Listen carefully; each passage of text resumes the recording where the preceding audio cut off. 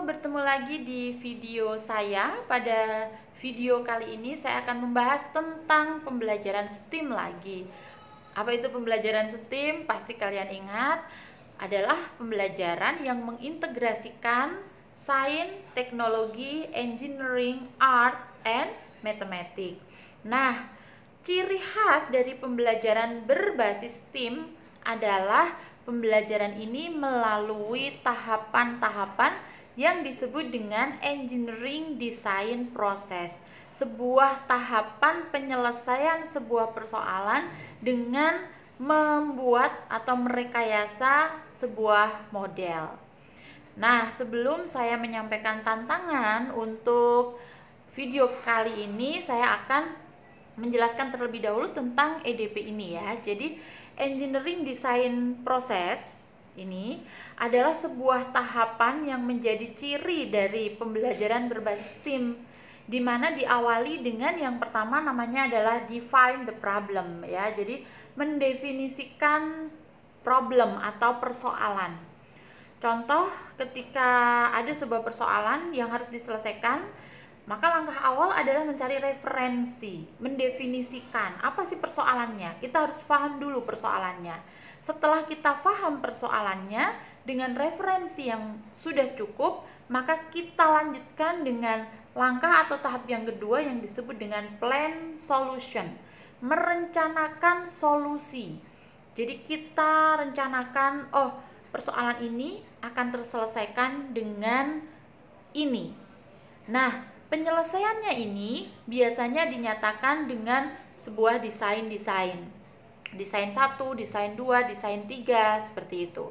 Setelah kita mendesain, kemudian kita pikirkan mana kira-kira desain yang paling efektif untuk menyelesaikan persoalan, maka barulah kita melanjutkan tahap berikutnya, yakni make a model. Membuat model untuk menyelesaikan persoalan yang disajikan. Nah, pembuatan model ini harus disesuaikan dengan rencananya, dengan menggunakan alat dan bahan yang paling efektif dan paling efisien.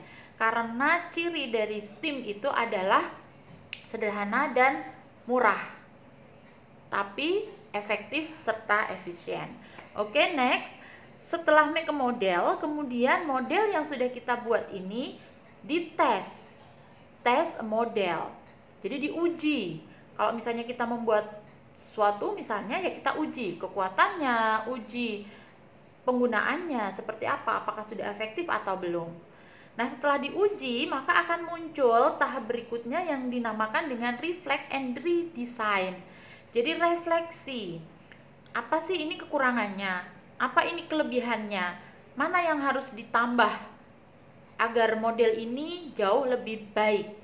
Mana yang harus dikurangi? Atau mana yang tidak perlu digunakan? Nah, setelah direfleksi, barulah kita akan melakukan yang namanya redesign, mendesain ulang. Setelah itu, kita akan membuat model yang paling efektif dan paling efisien untuk kembali menyelesaikan persoalan yang ada. Oke, mudah-mudahan bisa difahami. Next, pada video ini saya akan memberikan tantangan. Silahkan dengan menggunakan alat dan bahan yang paling sederhana di sekitar rumahmu, boleh dengan menggunakan barang bekas, kalian mendesain sebuah jembatan. Yang jembatan ini nanti ketika diuji kekuatannya, dia kuat. Kemudian yang kedua, indah, karena jembatan itu kan salah satunya juga ada unsur keindahan atau art di sana ya. Contohnya bisa seperti ini. Jadi kalian bisa membuat jembatan dengan menggunakan sedotan plastik seperti contoh ini. Bisa juga seperti ini, tapi ini sepertinya kurang kuat ya. Silahkan kalian mendesain, mencoba. Kemudian bisa juga dengan menggunakan kayu atau kayu kecil-kecil ya yang ada di sekitarmu. Bisa juga seperti ini, kalian bisa melihat jembatan yang ada di sekitar rumahmu, juga bisa browsing di internet dulu. Kemudian dengan stick ice cream ya, bisa menggunakan stick ice cream, ditata dengan lem tembak atau lem kastol. Kalian bisa mendesain sebuah jembatan yang itu adalah jembatanmu ya. Bisa juga dengan menggunakan lidi atau juga batang korek api seperti ini contohnya. Bisa juga dengan styrofoam atau dengan kertas ya. Ini adalah contoh-contohnya. Oke, semoga bisa difahami dan segera ditunggu hasilnya.